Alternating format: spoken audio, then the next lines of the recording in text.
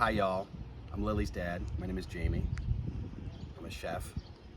I've been cooking my whole life, popping oysters, most of them. I hope you're all going to college so you don't end up doing what I'm doing for a living. Come on in close. This is a Ninigret nectar. It's a local oyster. You can tell by looking at it where it's grown, from the amount of algae and seaweed goop that's on it. And it has these jaggly edges, which means that it was probably battered around a little bit. Oysters their shells will grow to accommodate their environment. So if the water is very rough and choppy, or if the water is very clean and still, or if the oysters are grown on ropes or in baskets where they can't get bumped around, their shells will look different. Also, the texture of the shell, how brittle it is a reaction to their environment as well. Rougher waters will see harder shell oysters. So we can tell by this that the water that these were grown in was gentle water. Look at that, see? That's all calcium. Isn't that lovely? This is called the cup. Okay, the cup is, as you can see, it's the cup. That's where the meat resides. So a flatter oyster will have less meat, or a flatter meat.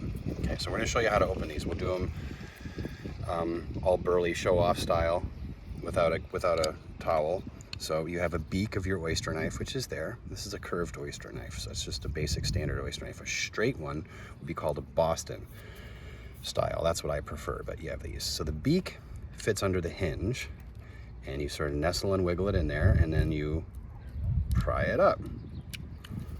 Or not.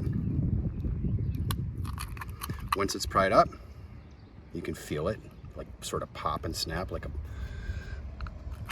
bubble. Slide your knife in and sever the top. So this is the connective muscle. Okay, that's the adductor muscle. That's what connects the two shells together and allows the oyster to open and close.